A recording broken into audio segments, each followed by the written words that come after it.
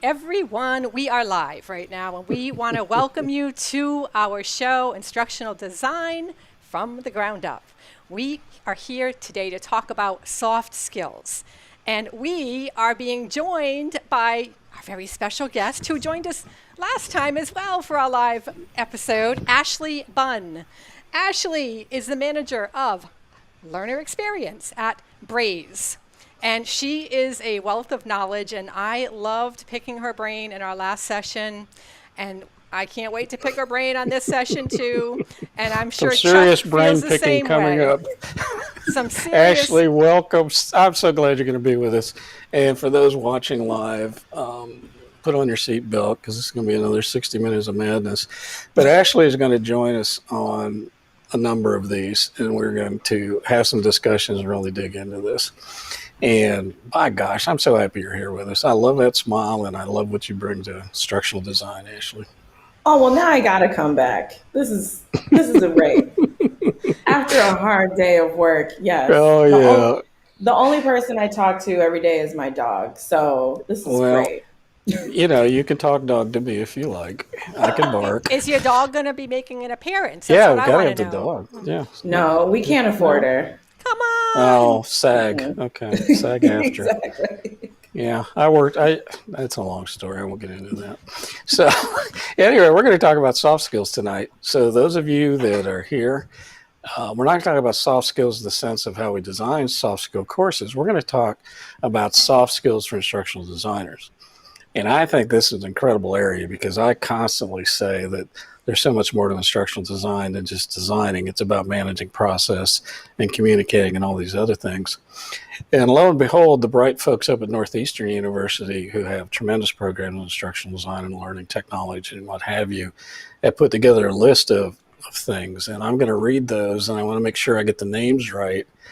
But before we get into it, I'm interested in what you think, Ashley, about this whole second set of skills that instructional designers need to move from design plateau up into leadership plateau and be able to actually work with subject matter experts and clients and managers. And how much and what percentage of your time do you think you spend doing that kind of stuff?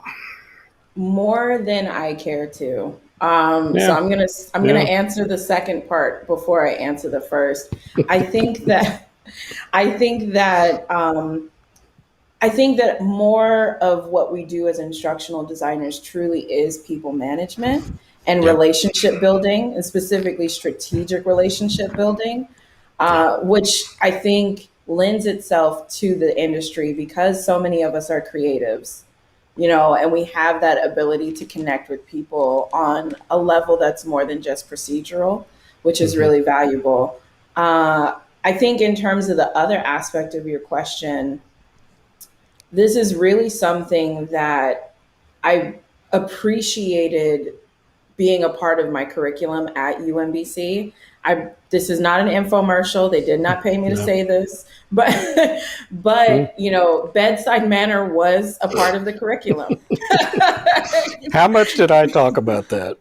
Oh, at least once a class where it was just like, this is how you're supposed to do it, but your client is probably going to have you do it this way. And like, this is why it's important to be married to, let me see, I think the best way to put it is like, be married to the project, not the process. Like, yeah, because how many times does the process change? Like every 3 seconds? Or it just breaks down. Yeah, it will break down too. Anybody watching this that hasn't had a project go over the cliff, I hadn't been doing it long enough. It happens to all of us, and it will happen on every project to some degree. And if you think there's a perfect project or the perfect client or the perfect content or perfect learner, then you're going to be incredibly frustrated the rest of your natural life, because that's the real world is about these things and these challenges. And that's where I think instructional designers really shine, is that they get in there and figure this stuff out. And I've often said, and I've said to both of you, the bigger the disaster, the more I enjoy it, because I get to get in there and fix it. And I use my systems thinking and my systems analytical skills to look at this, say, okay, this is where it's fallen off, and this is where we need to fix it. And then the rest of the stuff will start resonating with the rest of it. That stuff fascinates me, and I love it. And maybe it's not what everybody thinks about instructional design, but I can tell you that most of my job was making all the rails keep the trains on and finding out where the curves were and where there were problems. And all the design stuff is important, but there's a level at which you rise to where you have to become more of a manager of process than simply a designer. And I don't mean simply in the sense that it's not an important job, but there is a plateau that you reach, and then you reach farther. Exactly. Yeah, and one of the things that when we're talking about soft skills and dealing with people, clients, I found that part interesting because I just had a conversation with somebody today. I work at UMBC, and somebody had reached out to me because they listened to one of our talks, and she wanted to know about the program. And she asked me, she said, I really like dealing with people. Is this program, if I get into instructional design, is one of the things I need to be able to do? Do I need to be able to interact with people? Will I have that opportunity? And I'm like, oh, if you listen to anything Chuck how has about to constantly? say, always. It's all about relationship building, trust building, and all of those are really important soft skills. Absolutely. They're really important, and those are really important to develop for designers. If you don't already have them, you're going to struggle. You're probably going to struggle. Let's look at these, and I'm going to move around more than I would if we were taping something. So you're going to have to get used to me going in and out here. Live version of Chuck here. Yeah, Right. and Denise, who is a producer of our YouTube channel, is now making notes that she will text me later about. She's how executing bad I her was. soft skills strategy. I am. Her soft skill is, how- Chuck, you did a great job tonight, but here are a couple things I noticed. I've got my pen, notice. You went completely out of frame and out of focus, and your eyes left the camera. But other than that, it was a great event. We got a great shot of your forehead, though. Well, you know what? That's Absolutely. probably the best part of the things that you could see on my head. So out of Northeastern, Ashley DeFranza, and that's what you see. And we're going to put this link up here, all right, Denise? People will be able to find this. Yes, we are. And the title of it is 11 Top Instructional Designer Skills. But what we're going to look at is the soft skills. Let me read these for you as they are in this article. And I know there are others at Northeastern that are working on this too, so it's not just this particular presentation. They spent a lot of time talking and thinking about this, which I think is fantastic. So the first one they list is communications, then time management. We all know how important that is. Teamwork, creativity, interesting, flexibility. Can you be a gymnast? And ability to give and take constructive criticism. So all of you that can't stand there and have it handed to you are probably not going to do very well in instructional design because clients sometimes don't get it. Others we work with sometimes don't get it. And it's very easy to get frustrated with people like us that are systems people. So in other words, you kind of need to be able to have some thick skin to be able to take that constructive feedback and criticism and be able to do something with it. From somebody who used to be in law enforcement, and I had to learn to have a very thick skin because the names I was called. In fact, there was a thing in the academy where they would put you in a room as the newbie, and 7 or 8 sergeants and lieutenants would go in there and yell every possible profanity at you to get you to become some level of, okay, I don't care. Call me whatever you want to.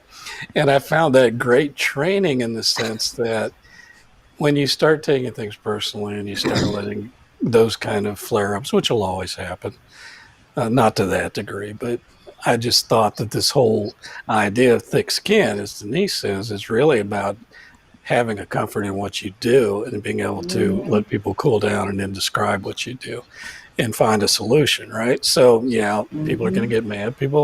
Designers get mad at each other. I mean, that's the way human beings operate. And Right. even professional demeanor sometimes is a little stressed, but I think that this is a good skill. So let's look at these. Communication.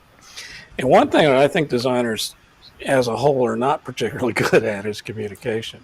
I don't think we always talk to clients as well as we can. I don't think we work as subject matter experts as well as we could.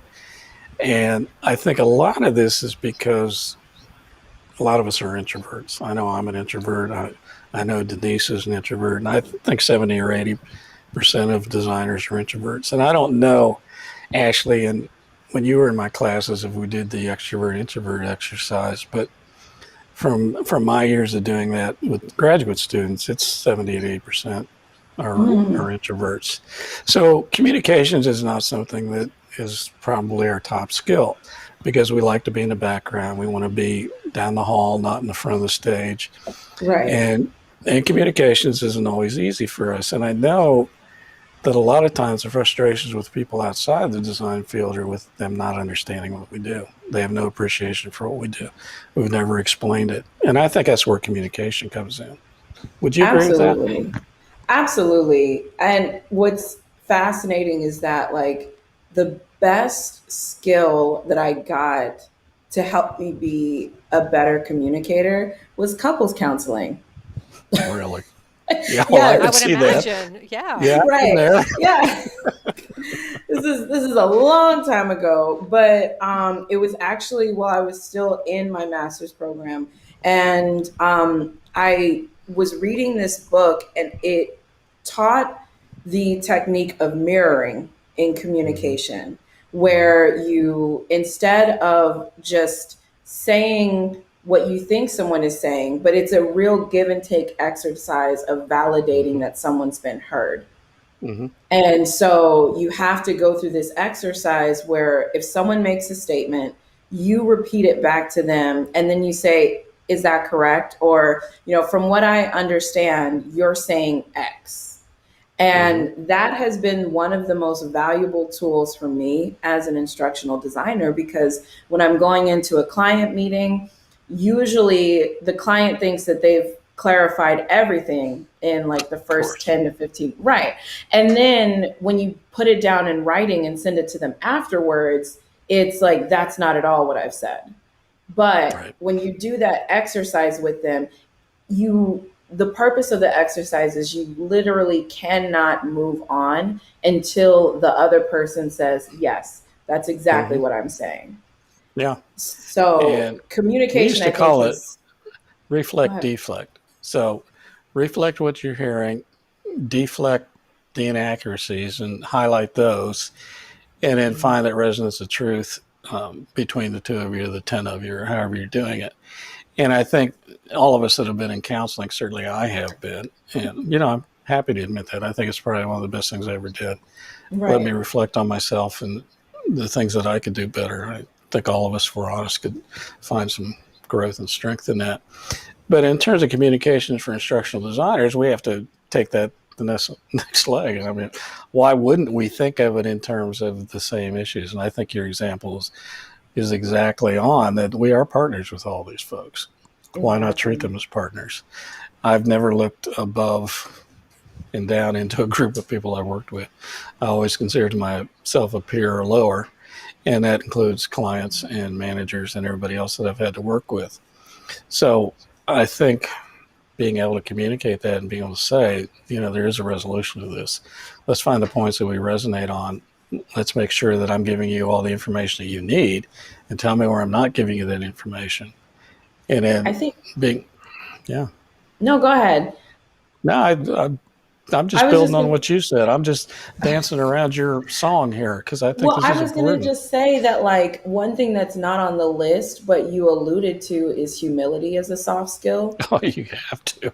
And like listening through your ego in terms of communication. That ego, right? Like that ego. That ego.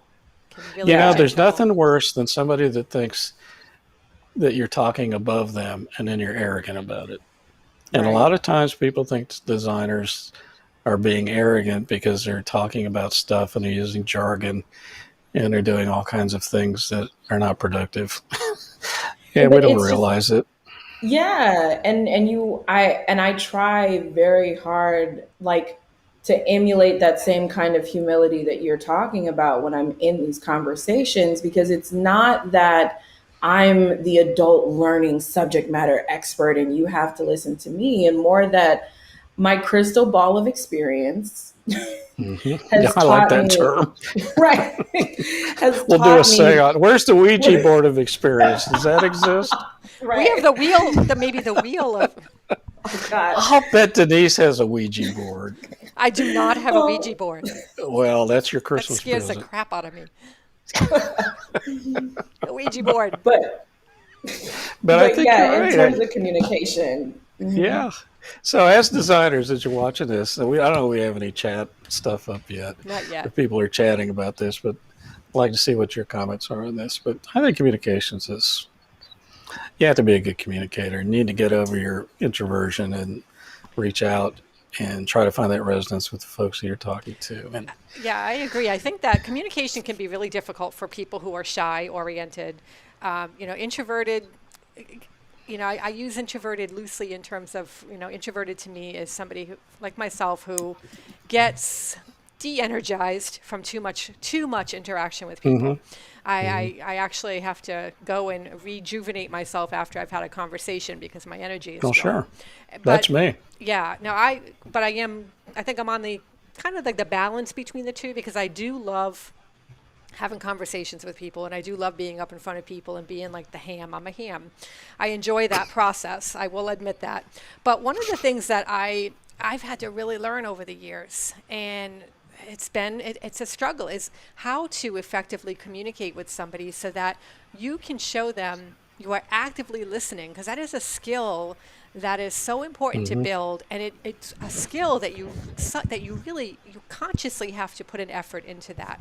And especially no matter what kind of a relationship you're talking about, whether it's a personal relationship or a professional relationship, that ability to be able to actively listen to somebody so that they feel very valued and they feel like you are listening and understanding and that they are the most important person to you in that moment of time. That is a skill that you can build, but it takes practice and it takes effort. And when you can actually do that, I think that opens up so many pathways to that trust factor that is so necessary in this instructional design work that we do. I think that's Well, a yeah, huge aspect of your yeah. reputation building. Absolutely. Well, the thing that they taught us in counseling when we put together counseling programs, when I did counseling, and also interestingly enough in negotiations. So I had to go get a certification in negotiations because I was doing contracts and articulate agreements, those kind of things. And one of the things they taught me in there was listen 99% of the time. Stay engaged, keep the eye contact, always act interested, even if you knew something wasn't going to fly, be open to talking about it. All the things that are obvious. And I think we all know it instinctively and intuitively, but sometimes in the pressure of the situation, you kind of lose that balance. But I think that is so important. And if you're an introvert, think about these things. If you're an extrovert, maybe turn it down to 7 or something. I don't know, but you'll find that resonance and you'll be great. So let me go on to time management. Now, see, this is one that really fascinates me, and I'm glad it's on this list from Northeastern, because time management to me is one thing a designer always gets wrong in the beginning. So every course they design is a time that they think it's going to take an implementation. And what I tell you in 602, double it or triple it, and you're going to be close. Because until you run through it, until you have it really set up and almost implementation, you're not going to know how long something runs. And time management, and even more in a systems approach to the process, is what are deadlines. When you get into writing contracts for your work, how much time do you think something is going to take? So what are the ratios for classroom course design to online course design to LMS course design and all those other things? And that's part of time management, I think, is really knowing what something takes and what's reasonable. So if you're writing up a billing or you're thinking about a course design, you've got a team, now you get 5 different things that you have to try to figure out in terms of these deadlines. So I don't know about you, Ashley, but time management to me, I never really struggled with it, but I never felt comfortable with it either.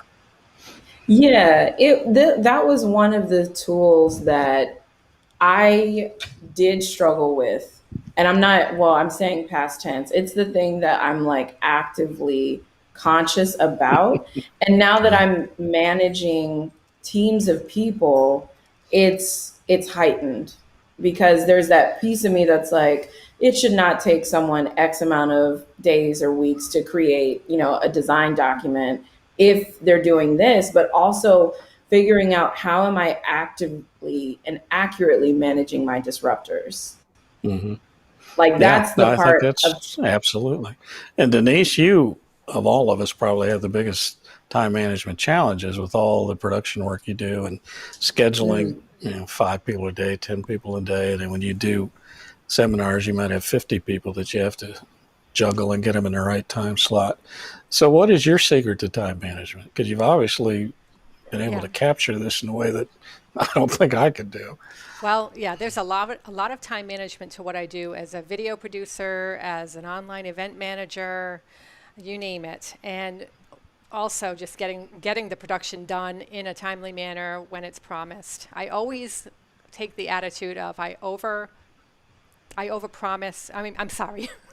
I I get that mixed up Oh, for too. goodness Yes. sakes, help me out here. I underpromise, Yeah, And overdeliver. over deliver. yeah, Yes. And yeah. so when it comes to the time management of something, I would rather err on the side of being very conservative and surprise the heck out of them by delivering earlier. I'd much rather do that than say, yes, absolutely, yes, we're going to get this done on XYZ date at this time, no matter what. I can't operate that way. I would become very overwhelmed and very Yeah, I stressed, could and I see would you frizzing up pretty fast. absolutely not. I would not put my best foot Yeah. forth. But if I know, I give myself that wiggle room. I love that word, wiggle room, because I think that is so important to every aspect of someone's life, no matter what you're doing. Give yourself that wiggle room, because then you'll have a chance to breathe, relax, think calmly, and you really need to be very, very calm and purposeful when you're trying to produce something. And so that to me is the biggest go-to is under promise, over deliver. That's first thing. Ashley? Like, well, yeah, I completely agree with that. I just, looking at worst case scenarios, I had an experience recently where I came on to a project and all of our course delivery deadlines were predetermined for us. So, Yeah. without taking into consideration the course development process, the timeline, the resources needed, we were told what our stop dead like delivery date was for our courses. How do you create wiggle room with that? All right, so I run into that quite often with the work I do for UMBC. I am given a deadline for we need these orientation videos, or we need this information session, or we need this produced video with 10 different people in it due in 2 weeks. And how I deal with that is priorities. I look at Oh, I what, was going okay, to say wine, that but too. yeah. I've gone that, I joined a wine club. So anyway, Oh no. I did. Anyway, I indulge on the weekends with a glass of wine. But You that deserve. being said, it's really important for me to understand what my priorities are and somebody else's priorities. If it's a client, in this case it is, UMBC is considered my client. And it's really, when it's like a deadline that absolutely needs to be met, there's nothing you can do about it, then everything else gets put to the wayside. That's Right. just all there is to it. And I make sure that the client and those people that I am working with understand that you have to work within realistic expectations too. You can't just drive think. yourself crazy and make yourself sick and stay up all night and work 24 hours a day. That's not going to happen. So you have to be Well, realistic. So you have to the set one those thing that I've realistic. found is you have no control over many of the deadlines. Some you do, but most of them you don't. Right. And I I'll share this story with you. It's another Chuck story, but I think it illustrates this pretty well. We were asked by people that live in a white house on Pennsylvania Avenue. And it doesn't matter what party, because it wasn't an issue of Democrat or Republican. But it was the first week in November, and they wanted a program to go out to every congressional district in the United States, and the train-the-trainer was going to be held the first week in December. And it was a 2-hour program. I already know that's not possible, but go ahead. We did it. And there I am on Thanksgiving with a turkey sandwich sitting in my office, writing up at that point a lesson plan. And we were able to do it. And nobody believed we could do it. It wasn't possible. They didn't think the quality could be there. When they first brought it to us, I honestly didn't think we could do it. But of course, I said, sure. It's my job. That's what I'm paid to do. So, sure.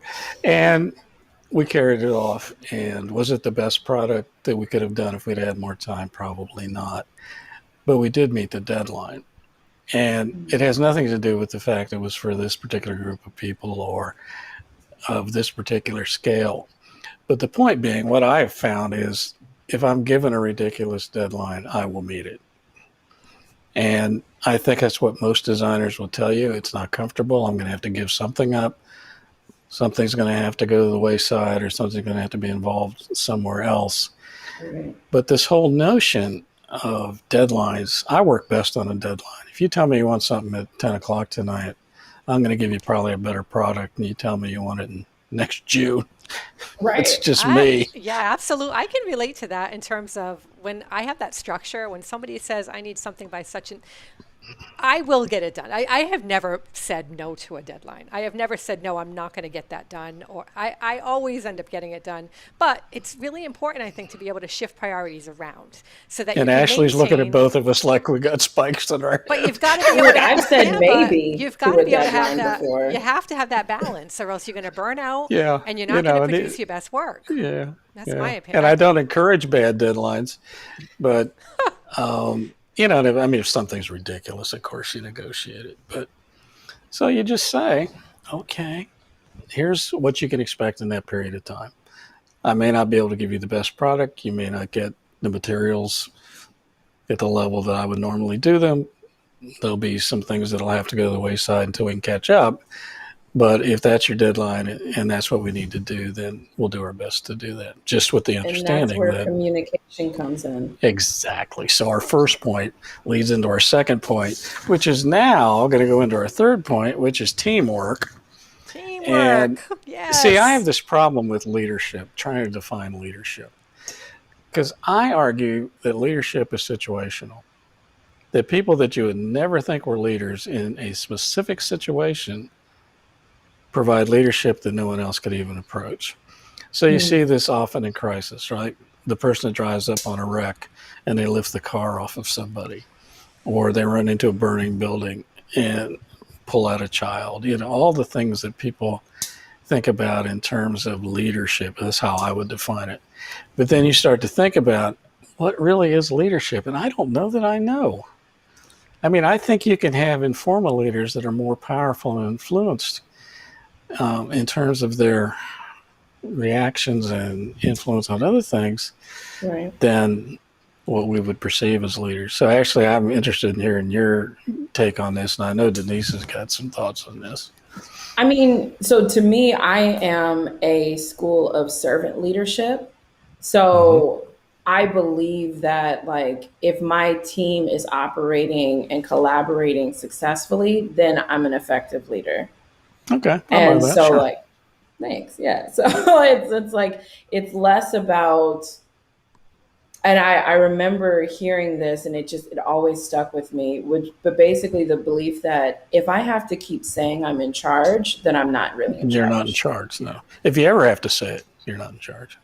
Hello. That's a good point. Very good point. Right. So to me, I love what you're saying about, like, leadership in teamwork specifically being this rotating head almost, because to me, like, I just want to be the person that helps my team by providing resources, being a buffer when they don't want to take on more stuff than they really can, and ensuring we're all effectively accomplishing our goals because I understand their motivations. That's it. Like, that's all I should be tasked with. I think that's fascinating. I happen to agree with you, Chuck, about situational, about leadership being situational, because I've experienced that time and again, and I've slipped into a leadership position where I didn't even think I was, competent to be a leader, Right. but all of a sudden people looking to me for answers and a pathway forward, and it could be that I feel like a good leader in any situation is part of the process. So when I think about the people who I consider leaders, who I admire, it is because they are not just standing at the helm ordering and directing, and they're part of the process. They may be in a different role than all of us, but they are part of the process. They have a very strong intent to be successful as a group, as a team, and they keep the team focused on what the priority is and getting that Right. task complete in a timely and efficient manner, a safe manner, depending on the situation. So that also can be considered, you go into the realm of thought leadership as well, where especially in ISD, thought leadership is so important to be able to, like when you're thinking about subject matter experts and their thought leadership on certain situations, or a team of instructional designers, there may be areas of skill sets and talents that somebody on the team has that thought leadership on and brings that to the Yeah. table, and all of a sudden that person in that moment of time becomes that leader of the group. So I do think it's very situational, very purposeful, and it's not that authoritative, do. Like a It's, driver. yeah, Yeah. like no, no. Yeah. Well, I had one rule in the teams that I managed, and that was I would never take credit for the success, and I would take all the blame for the errors. Mhm. And and then I wouldn't have to say that again. So if something was praised and people liked it, then I'd say these are the people that did that. It was never me. If there was a Exactly. problem and someone's upset, then well, that's my responsibility. I'll take the responsibility for that. I don't know if that's leadership, but that's my It approach is. to managing teams is I want to take all that stuff off the table, because leaders that are just looking for praise or trying to move up to the next level or do all the rest of it, everybody knows what's going on. It's obvious Mhm. they're not going to really be able to work well with groups unless they feel the same way about it. And this is just Chuck's experience with it. Blame No. me. Yeah, but this is not me. This is all of us when this works well. Like whenever something didn't work well, I think I frustrated a lot of my coworkers because the first thing I would say is I should have done X, Y, and Z differently. And it could Mm-hmm. be something that is so far outside of the realm of my responsibility. But if I'm managing this group of people, I ultimately have, I need to take ownership, right? Like, Yep. why was I looking over here and not listening when somebody Right. was in their own way calling out for support? Ooh, Yeah. I yes, think to me yes. that's teamwork. That's leadership. I was going to That's say the whole thing. one more thing that comes to mind when I think about leaders that I've admired in the past is I love when somebody can admit that they have an area of weakness, and they rely on their team for the areas of strength, and also when they can admit that they've maybe made the wrong decision and pointed us in the wrong direction, and hey, let's course correct. Let's learn this lesson and figure it out as a team. I love that because I can rally Exactly. behind somebody who can do that, because then it just, I don't know, it sets the stage It for, humanizes it, it right? really It's does, yeah. yes. It's about okay. I've made as many mistakes as anybody, and I'll be the Right. first to admit that. And I will certainly own everything that I do professionally. If I've made a mistake, yeah, I've made a mistake. Yeah. And if they Um, bring cookies to the occasion because, to help yeah. soften the blow, great, even better. So that's good. So Yeah. I now, always, flexible. oh, go You got ahead. to go ahead, Ashley. Go ahead. Well, I was just going to say, like, my guiding principle is I'd rather be happy versus being right. Yeah. Yeah. Like, Well, I this mean, what's doesn't need to right? be the hill that See, I right die is on. subjective to me. What is right? My Exactly. right is not your right. Is not Denise's right. Um, see, That is so subjective. That's like using understand in a objective. It just makes me Oh, nuts. and we know how Chuck Because, loves that. yeah, be Yes. specific. But I think that all of this is a good discussion. I don't know if anybody's chirping in on chat or not. No, I will post It's awfully anything. quiet tonight. It is Maybe we're just quiet. talking to each other. We might be, but this is going to go. This will be published to our channel anyway. It's shared. Yeah, so you're going to have to put up with us whether you decide to be here and harass us or not. So the I'm next thing is enjoying it. flexibility.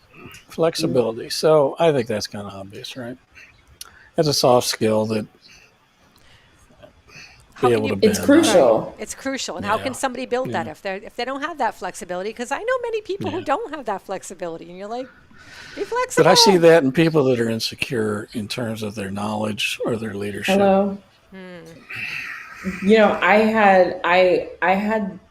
I had one guy who, unfortunately, he was so married to the belief that, like, if I keep spouting learning theory to my team, then they will recognize me as this expert and do this the way that I want it to be done.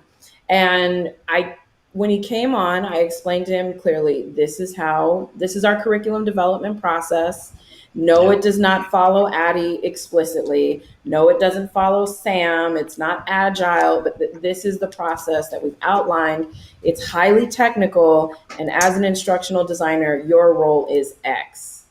And literally every meeting, he would give us a mini lecture on design practices. And I was like, let me stop you.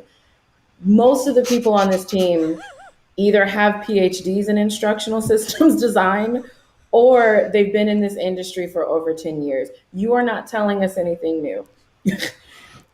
We need you Yeah. to be resilient and adaptable in order to be, a contributor that will really shine. It is so hard for a lot of people to grasp flexibility and its importance in this industry.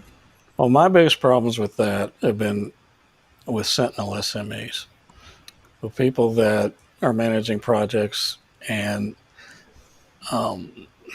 came from a field, have a lot of experience, a lot of knowledge, but it's not current or it's not relevant. And then they want to tell me how to design a course.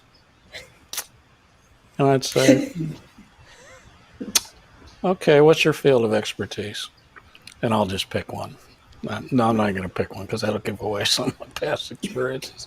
But they'll say, okay, this is what I did. This is what I'm good at. I say, okay, well, this is how I think you ought to handle that. This is what I would have done if I was in your position in that field. This is how I would have managed my work. And they look at me and say, you don't have any idea what you're talking about. Right. So, bingo. B8. Bingo. And it was either a fist fight or a common understanding at that point, because people just, when they get insecure, and I honestly believe it's when they're insecure, they feel like they have to project something that gives them validity and brings them up to a level that they think it should be about. And of course, as a manager, you find great ways to deal with that and say, come on, we're okay here. You don't need to do this. Let's find other ways for you to contribute. No, not in the group, but honestly. And that was going to be yeah. my question to you. Unless How you're do you- actually.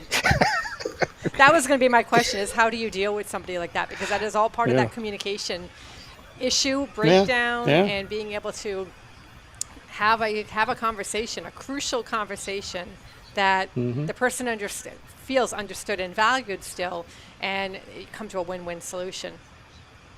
Which is I not want to always easy. say, right, yeah, no, it's definitely not. And sometimes it's easy, sometimes it's hard. The thing, I mean, Chuck really hit the nail on the head that it's insecurity. And so, like, having to manage someone with kid gloves and making sure that we are, well, okay, I would say first it's hiring right, like hiring the right personality and then training to or developing to the skill level is more valuable. And it's probably something you could stand up quicker than hiring someone that's at a high skill level, but their personality is just garbage. But the thing, you That's know, interesting. it feels like that Because seems I like found that what I thought were my best hiring decisions on a couple of occasions were the biggest mistakes I ever made. Oh my. Because you don't really know till you get people in situations of until they get their feet wet within a group and within a project and within whatever. There are some people that are very good at acting in a sense they can mm. portray a personality and a level of knowledge that's not consistent with what's real. And And a I'm couple an of times, actress. So yeah. that's how, like, I know how to ask certain questions in Mm-hmm. interviews. And I've been a human Mm-hmm. resources manager. So I ask very specific questions and follow Mm-hmm. up questions. But go ahead, Chuck.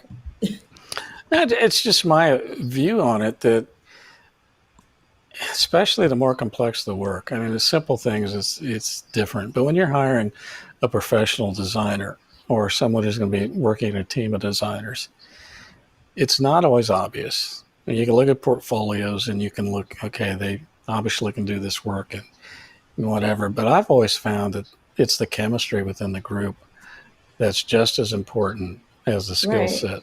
And I don't think you know that until you get in and you start mixing it up. Yeah, I get True. that. I'm Maybe not going that's to not consistent disagree. with your experience. And I'd like to say I made some great hires. I'd like to say I made some pretty big mistakes, which I think all of us do. I just don't think that that one blush without any other points of reference is always as accurate as you want it to be. No, I can agree with that. I think so. To the point about, I think the thing that I've done in the past. So I heard this concept in terms of management and leadership, where instead of highlighting someone's weaknesses and then trying to strengthen that in them through the projects that you give them, highlighting their strengths and then strategically assembling your Avenger style group of instructional designers so that Yep. they're working smarter, not harder. But when you have someone whose strength is BS, like you kind of just you give them the writing task, but you have your backup on the back end that can step in where needed. I don't know if that answers the question at all, No, but but I think this is all this is about more your management cathartic than style. anything And else. everybody Yeah. and every organization is different. But I can remember when I was in my 20s and very young and learning lots of different things about life. I had a friend and a mentor, Jim Hemsley, and he went on to be a judge in Dayton. And he was a very smart man, but he was a very humble man.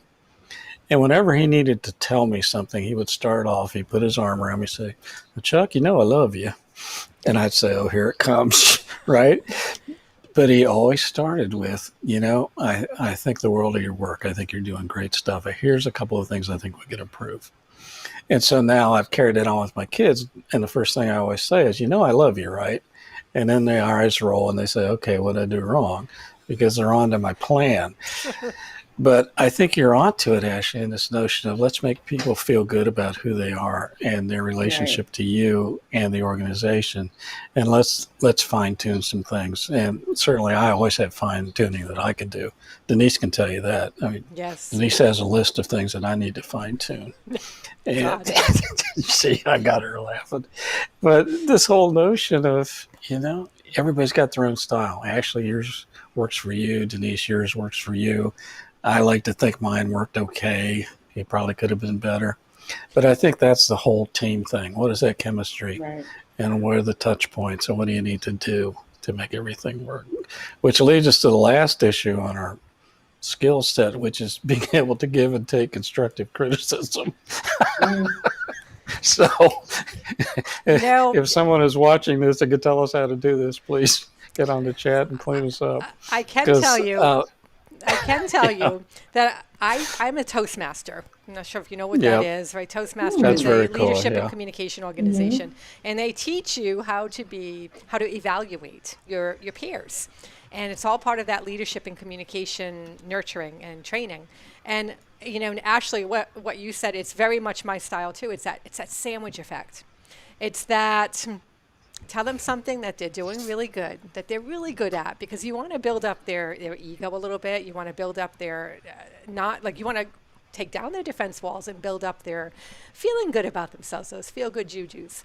And then you can, then you go into the critical, the constructive criticism is, here's something I think that, I'd like to see you work on, because if you could work on these 3 points, imagine like you'll hit it out of the park, and then it's almost like you're their cheerleader, and Right. you're reaffirming to them what they do great already. So if you could work on these 3 parts, wow, imagine how you'll shine at that point. And it's that whole, that's what we do with our speech evaluations, is we do the same thing. The other thing that I do sometimes that I've found effective is say, here's something I had trouble with. Yes. Yes. Set it up so, okay, I made this mistake 10,000 times. Yes. Maybe we Right. can talk about how you can make it less. But see, I think this is the beauty of this conversation with the 3 of us, because actually I have so much respect for you and the work that you do. And I know that you're a terrific leader. And the way that you do this will be moderately different than the way I would do it, or the way Denise would do it. And I think to everybody that's watching this is an important point to take to heart, to think about. There is no right way to do these things. There's Absolutely. only the best way in your specific situation and in the context of which you're working. There'll be times when you have to be a tough leader, because that's just what you're given. There are times when you can nibble around the corners because you got a group that works with. And I'm not to say that one's better or worse. There's no value system here. But I can assure you that each group and each team and each project is different. And there will be times when you got to be a little bit, okay, folks, this is not cutting it. We need to go up to level B here. And there are other Right. times when you can say, okay, let's do better. We can do a little better here. Yeah. And right, Ashley? I mean, from your experience, there are groups where you just can't be nice sometimes. No, Right? absolutely. I mean, and that's where so I learned this strategy a couple of years back, but it's basically seek to understand. So and when I'm doing a feedback conversation, the first thing that I want to start off with is just a series of non-threatening questions, right? Where it's like, I'm just good, trying to good. make sure we're on the same page about what happened. And then once we get on that page, then, here's my feedback based on my belief of what happened. And so it's not me saying in an accusatory manner that you did this and your intention was to, but it's just okay, from what I've observed, my belief is that you're doing X, Y, and Z for this. Is that correct? And if the answer is no, okay, well, let's get to a common place of understanding. What are the resources I can share with you? And then this is our accountability metric, which sometimes is I'm going to follow back up with you on this by the end of the day. And other times it's I need you to sign this because now we've had an official, on the record conversation. But Right. yeah, I just don't I'd like to know what you guys think. You both think of this, but essentially, there are so many more important things happening in the world right now that this is not going to be the thing that I want someone to have their stomach in knots about. Nope. We're I all want just getting everybody paid. to go home and enjoy their family. I want everybody to come to work. The next day they're going to be there, or if we're going to meet online, or if you're working Right. remote or whatever. Next time that we talk or we have some exchange of information, I want you to feel good about that. And Yeah. I think that good managers find a way to do that. They lead by example. They lead as they need to, given the situation and the context of it. But they don't have to say they're a leader. They don't have to say they're the boss. They don't need to baffle you with the BS or any of the other things that come with that. And I think a lot of times how people get into positions, which is the whole psychology of promotion and management, about the best performer is not the best manager. And we've learned that time and time again. So the best instructional designer is not always the best person that should manage a project. They may well be, and that's great, but I don't think we can assume that.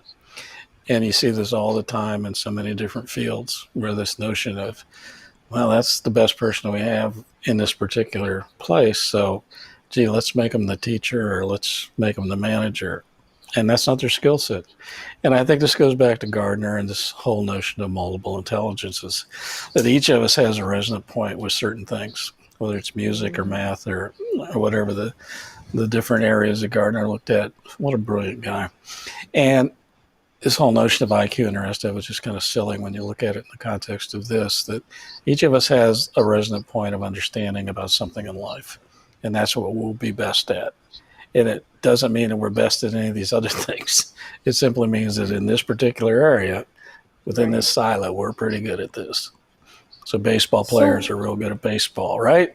So why would you expect a great baseball player to be a great manager of baseball? Yeah, that's a great point. Can I ask a question? Yeah, I'm sure Denise can answer any question. Right. No, you cannot. Right. Well, I mean, I love what you're saying, Chuck, and I'm curious, like, how you apply that to emotional intelligence and emotional vocabulary. Mm-hmm. I think they're all related. And I think emotional, I mean, I'm not an expert on either of these, so this is just Chuck speak and, take it for what it's worth. But I think Gardner's work really helps me as a designer because I look at, okay, I've got a population of people that maybe don't have a college education, maybe didn't finish high school. But you know what? They're the best people at this particular skill. Mm-hmm. And I need to take that and run with it. And I need them to feel good about being good at what they're good at and build their confidence and do the rest and make the point that not everybody is judged in the same way. So if the only thing you're going to judge someone by is their academic level, then you've completely missed the point because that doesn't matter. And I think it's becoming less and less important. And the fact that you may have a terminal degree or you have a master's degree or that you went to a community college, I think that's great. And you should do those things if you want to do those things. But not every job requires those things. And what we found in this economy, I think, is that what's important is you be able to do what you've been asked to do. So, and this is why, and this gets into a larger discussion in instructional design about this whole notion of why do we have to take courses if we already know something? And we talked to Jess about this notion you can pass through. If you can say that you can do these things, we're now going to look at you and evaluate whether you can do these things. If you can, there's no reason for you to spend 12 weeks in a college course. If you can show me that you can meet all the objectives for this course, then we may have to charge you tuition or we go broke, but we'll figure out a way. And I think this is where flexible learning and all these other things come in. So then you go back to emotional intelligence. And how do you really define that? I mean, from whose perspective is intelligence emotional and where does that lie? And believe me, I know very little about this because I don't have to deal with it, thankfully. Even though I'm in the psychology department, there are those that are very much more attuned to these things than I will ever hope to be in 7 lifetimes. But I think the point, Ashley, for designers is that you have to put all this in your skill set. You've got to be able to, as a designer, not just to write 4-part objectives, but you need to look at the population and determine where they are and what are their strengths and what are their weaknesses. And if you simply do it by academic qualities and grade level and, even literacy, I've known some people that were illiterate in the sense that they couldn't read or write, and they were probably some of the smartest people I ever met. My grandfather didn't make it through 6th grade, and I would consider him the biggest influence in my life about education. So I think there's a lot of this old standard stuff that's starting to fall by the wayside. And we're really starting to look at these finer points of how people function in society and function in jobs and everything else. So I don't think that answered anything you asked me, Ashley. But I'm poking at it because I think these are things that designers need to think about. Yeah, I think it does. I think you did answer the question. I think in terms of another way that it's valuable as an instructional designer is how you are crafting your engaging exercises and the responses to something, right? Exactly. So like in terms of how you're shaping the behavior that you want to see someone exhibit, if you're writing let's say, I hate multiple choice questions, but like if I'm doing a case study, I hate them so much. But if I'm doing a case study, I can at least go down into a feeling and emotional level. And that's why I like what you said, Chuck, about how someone feels about how they're doing the work, or how I feel about how I'm completing this task. That is something that you can incorporate into your objectives in a way, or at least into how you're building your experiences for your learners. So So you that's want why to I keep also the think it's siloing important. down. You want to be open to what a student and a learner brings in your population. It's not Hmm. just one thing. It's the entirety of who this individual is. And I think it's an Exactly. incredible act of disrespect not to look at a learner holistically and look at everything that's there, because you will find resonance with what you need to accomplish instructionally. I've never seen it not happen if you go to this level. But again, this is where we talk about instructional design as a science. There's so much Hmm. stuff out there. We have to be psychologists. We have to be sociologists. We have to make PowerPoints. you know, I mean, that's who we are. And Yep. if we don't take all these things into account, then we have very shallow and probably not very well Analysis. Exactly. designed programs and courses. Exactly. I ask some of the weirdest questions in my focus groups, and people always look at me like, well, what? That's not who I wouldn't ask them that. And I'm like, just the way my Yeah, brain just works. hang on, just hang on, right? Right. Yeah. So if I've got focus group stuff in a couple of my books about how to design the questions, I and I know. always close in the focus group. If you could talk to the person that's responsible for everything we've talked about, what would you say to them if you didn't think you would get fired or there would be no repercussions? So if you could say something to the CEO of this organization, what would you say to them? And then I build backwards. I know you design yours differently, everybody does, but this whole notion of focus group, I want to get people to free associate. And I want them to think about things in a safe environment, which a lot of times they don't, because they think somebody's listening and it'll get back to somebody. And that's a whole different focus group issue. But I just love focus groups. I love doing them. I love being part of Oh, them. I don't do them absolutely. anymore, which is a shame because I just don't have projects where we do focus groups. But I love them. I think if you're a designer and you don't like focus groups, um, try again, because I think you'll Right. really. I mean, isn't it one of the most satisfying things that you do? Because you have this Most definitely. interaction. Yeah, I love them. We're going to have Like to you do a were, tape. Yeah. sorry. So maybe one of these times, Ashley, when you're on with us, and you're going to be on with us a lot. I don't have the dates in front of me, but Ashley's going to be a regular on here. So we're going to class up the joint, and she's going to, not in Denise's case, but certainly in my case, because you get enough of me pretty quick. Um, But one of the things we might want to think about, and Denise, we had to think about this too for the channel, is put together a video on focus groups. And Yes, maybe yes, next yes, time or one yes. of the times you're on, Ashley, let's go through a focus group. And you can either be the facilitator or I'll be the facilitator or whatever. But just think about how people can format these and how you have to sequence these questions. You don't just get in and talk to people. That's just a conversation. Focus groups are Right. very sophisticated things. And if you don't design them right, you never get the information you want. And another Chuck story. I was in New York City I doing love Chuck something. I was stories. walking, another Chuck story. I'm walking through Times Square, and somebody comes up to me and says, "Would you like to be a reviewer for a new television show?"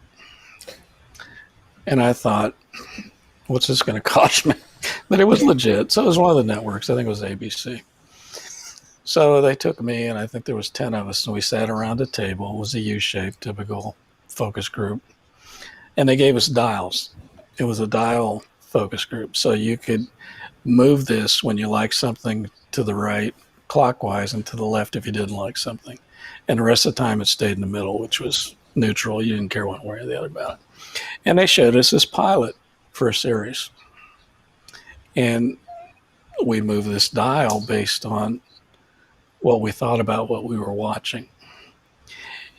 And something clicked with me being a part of this. And I thought, someday I'm going to do this kind of stuff because this is really cool.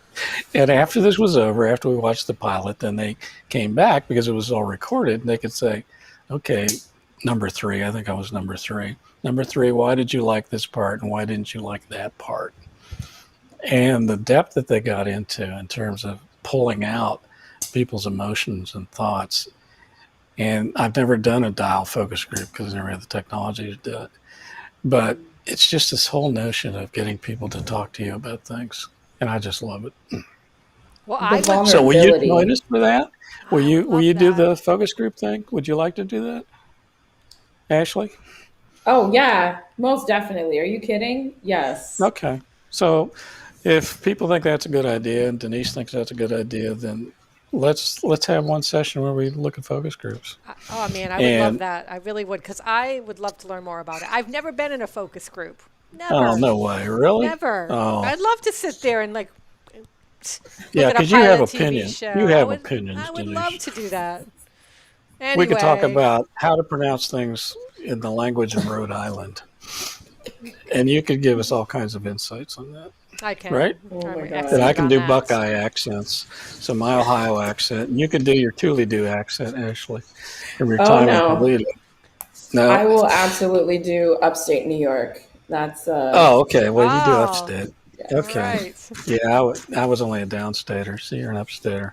So let me thank again our folks from Northeastern for this list, and Ashley DeFranza, and also Elizabeth Mahler, who's on the faculty up here as a graduate of UMBC, was not one of my students. She had the good fortune to only learn from Dr. Cook. So, Elizabeth, I hope you're watching, and if not, we'll make sure that you watch this. But I want to give Northeastern the credit for this. It's really smart that they've thought about these things and that we can steal it. So thank you to all of them. Yes, and thank you so much for everyone tuning in to this live session. I don't know about you, but I had a great time. I love talking That's with fun. these two. Just such a great time, and what a great conversation. And it's such an important conversation for people in the ISD industry and just in general. Soft skills are really critical. And if you can It's really cool. it really So, is. Ashley, thank you so much. Did you have fun? Yes, most definitely. Yay. Oh Did my I say gosh. anything wrong? Sometimes I say things wrong. Denise Not just said yet. it to me out. No, I didn't? Okay. Yeah, Denise, sometimes it's all day. Oh, there's Chuck again. Another Chuckism. Click. Well, what's interesting is you say things are fascinating, and I'm just like, is it fascinating good or fascinating like, oh God, I'd never do that.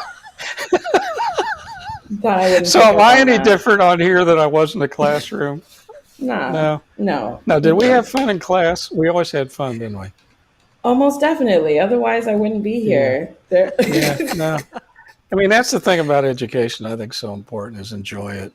Have a great ride, enjoy your classes, enjoy the people that teach, ask great questions, and don't be afraid to be That's- part of things. That's how learning truly sparks within someone. It really I does. agree. And I Yeah. really enjoyed having you in class. I say it 100 times, but you were sometimes the bright spot on days that were not all that bright. So I thank you for that. And thank you so much for being part of this and, willing to risk your reputation on our broadcast efforts. Yes. Yeah, you'll be changing my name after this. Like, let's just make sure that So just give us whatever name you'd like to use, and we'll change it all out in the past segments.